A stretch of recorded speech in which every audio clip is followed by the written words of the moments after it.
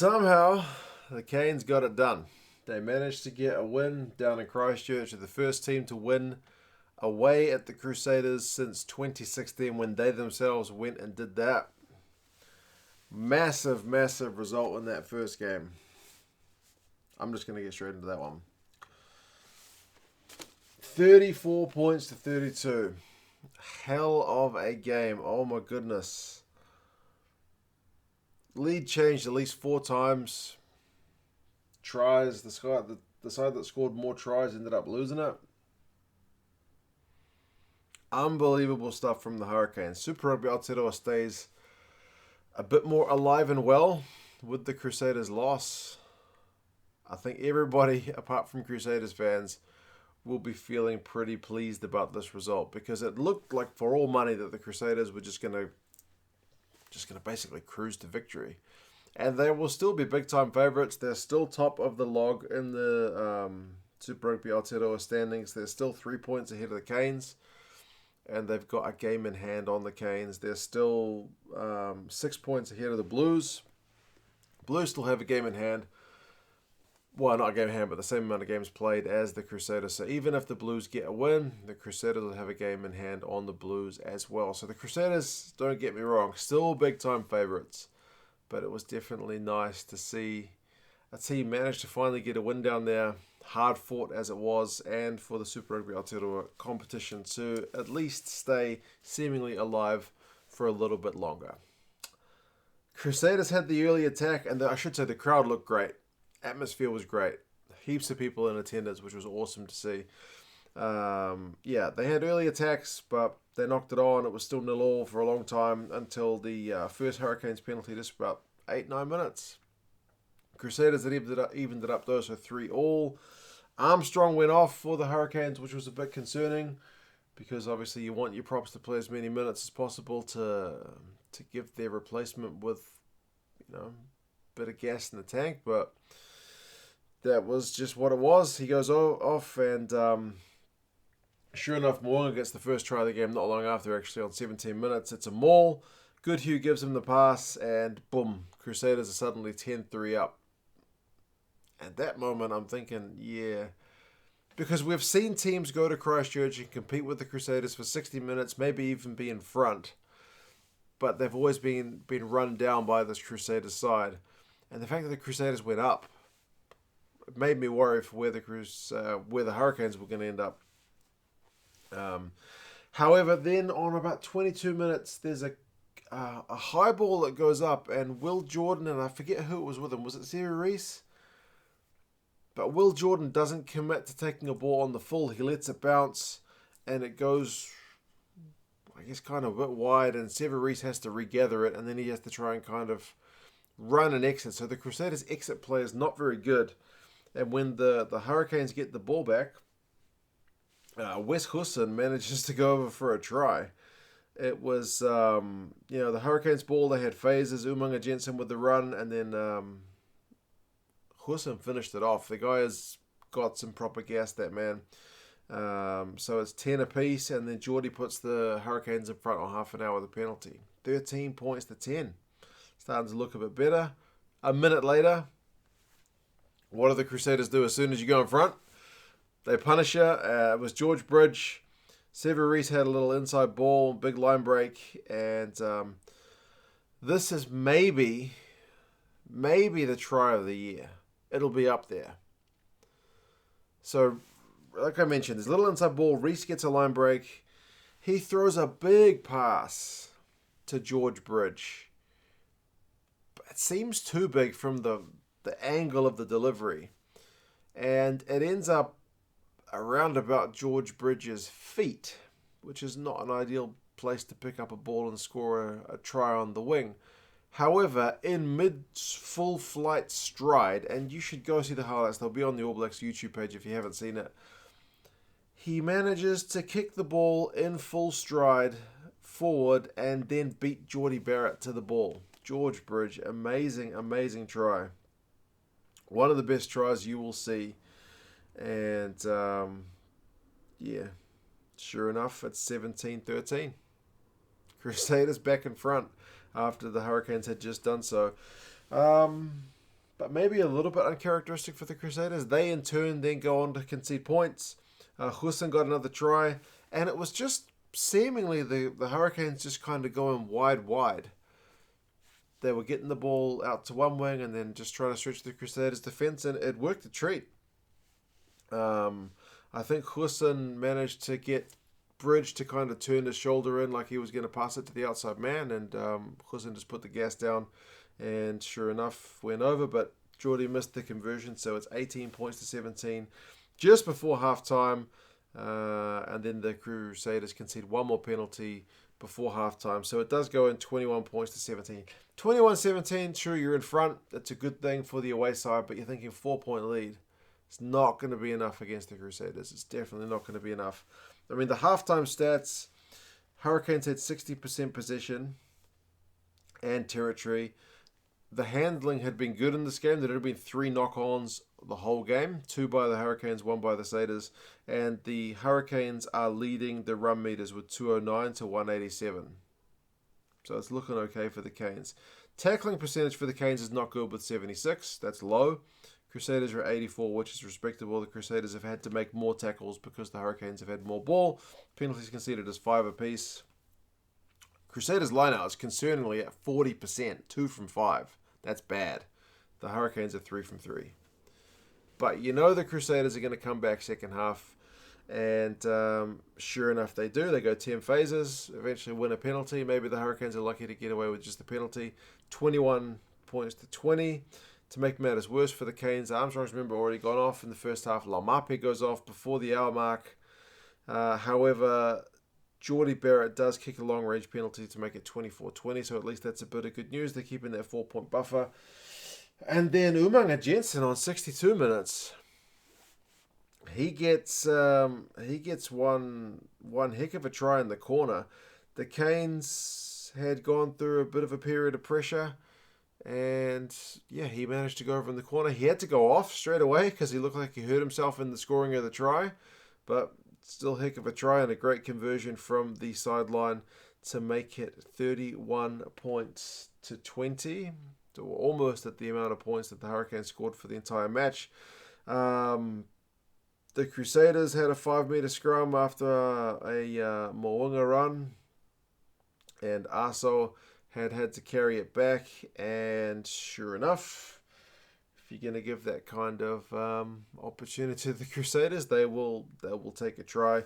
5-meter scrum. They go through some phases after the scrum, and Quinton Strange ends up going over for a try. They did check a TMO call for a potential knock on, but they ruled it was knocked back, which I thought at the time I was pretty happy with, although some people on the live stream weren't that keen on it. So it's 27-31. Taylor concedes a silly penalty offside. Geordie kicks it 34-27. That's on 73 minutes. So it's at least looking like golden point territory.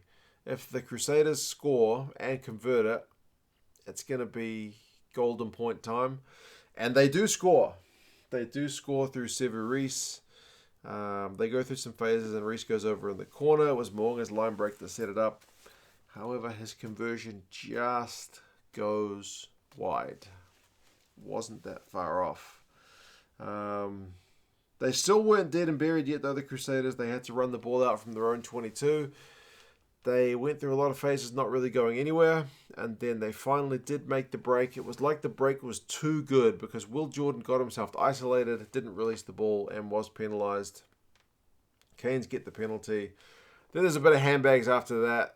Strange seems to kind of throw like his jersey and grabs the jersey and pushes his hand into Geordie's nose. Geordie Barrett gets a yellow card for that, but it's pretty much game over anyway because from that penalty, the Hurricanes kick it out, and that's all she wrote. It's 34 points to 22. Now remember those first half stats where I was saying the Canes had more possession, 60%, more run meters. They'd had to make fewer tackles. Not so much in the second half. Don't think that the Crusaders didn't come back. Run meters ends up being 611 to 290. 611. Possession ends up being 56% to the Crusaders and 55% territory. The second half, the Crusaders had 71% possession and 69% territory. So they were all over the Canes in that second half. The total defenders beaten was 36 by the Crusaders, 18 by the Hurricanes. The Crusaders tackled at 84%, and the Canes only 78. The Canes had to make 127 to the Crusaders 93. The Canes did have the better line-out with 83%, 5 from 6. The Crusaders were 5 from 8 with 62, which is an improvement, but still pretty poor. So yeah, the Crusaders dominated a whole bunch of the stats, but this one did not. Penalties conceded was also 11 by the Crusaders, 7 by the Canes. So you can see the boot of Geordie Barrett just kept punishing the Crusaders. They were taking pretty much all the points from the boot except for that one misconversion, I think. So Crusaders still a very good team, man. Do not write them off. Nobody will, surely. They could have won it in that second half. They could have at least gone to Golden Point, but not to be. And the Hurricanes hang on for a famous victory to keep their season alive and to potentially keep everyone's season alive. So if you haven't seen that game, go watch it. It's worth it. At the very least, go watch the highlights. Will Jordan had 141 run meters, 7 defenders beaten. Yeah. The reserve prop for the Hurricanes, I forget his name, he had like 16 tackles. Came on for Armstrong. Was it Mafalina? Anyway. There was one other game on. It was always going to be a tough act to follow. And it was a pretty disappointing one from the Force, if I'm honest. The Force, I think, have punched above their weight. Or at least they've just been good. They've just been good the first couple of rounds that they played. But this week, they were a bit of a letdown, to be honest. I know the Brumbies are the big-time favourites, and the Brumbies themselves have been a bit of a letdown in AU so far. But the Brumbies did enough. The Force just didn't do enough. It's kind of simple as that. It started with a big hiss and a roar. The Brumbies got 2 tries within 5 minutes. One was to right. Powell went down the blind side, and some good hands in the build-up, 5-0 because they missed the conversion. And then Simone on 5 minutes gets a try. It went to Samu right and then to Powell. So it was great handling in the build-up. So it's 12 points to nil after 5 minutes. And then there's no scoring for a very extended period. The Force went really close a few times in that first half, though. Around 19 minutes, they had a 5-meter line out, but they got turned over. They had a 5-meter scrum. They went close, but couldn't do it. Too many handling errors. A lot of scrums. At halftime, the possession and territory were pretty much even, 49-51, and possession stakes to the Brumbies. Territory went slightly to the Force, 53-47. Knock-ons, though, was 6 by the Force, 4 by the Brumbies. And I know people always compare these comps, usually favourably to this one. 3 knock-ons in the first half, 10 knock-ons in the first half. It was just very stop-start. Which was, apart from the start, which was a big flash in the pan. Run meters was 129 to 278. So the Force were kind of under the pump. There were a couple of 50-22s in this game. Simone kicked one of them. But 42 minutes, 43, Will Miller, and it was on the back of Simone's 50-22. He gets a try. He's kind of half-tackled, but I think it was it Ralston who kind of half-tackled him, but he still managed to go over in the corner, did Will Miller. And it's 19-0. And the Force were under the pump a fair bit in the second half. They managed to get out of jail a few times through some good turnovers. Sometimes the scrum got them out of jail. Thrush got a finger to the eye, which was pretty unfortunate for him. But eventually, 66 minutes, McInerney gets a try. It's a maul. It's a pretty straightforward maul. And it's 24-0. That's the way the score stays for the rest of the game. Pretty disappointing for the Force not to get any points. Jeremy Thrush said maybe they should have kicked poles at some points, but they were the second best team in this game, which was really unfortunate, like I mentioned, because they have been quite the live wire team. Maybe they're missing Pryor at number 9. He does run the show pretty well. But yeah, a bit of a disappointing one for the Force. The Brumbies were good but not great. I thought solid effort, good bonus point win for them. Lots of tries, really good start, but then a bit of a dry spell.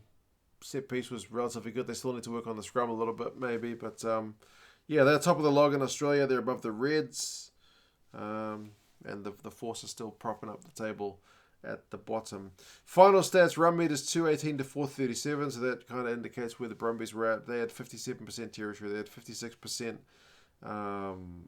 possession. They tackled at 95%. The Brumbies. They really nullified that live wire Force attack, which was so good in previous weeks. They made 92 tackles. They only missed 5. The tackling percentage for the Force was okay, 84%. And they had to make 151, so a lot busier work. Penalties conceded 12 to 13, so the penalty count was a bit higher, which probably also made the game seem a bit slower.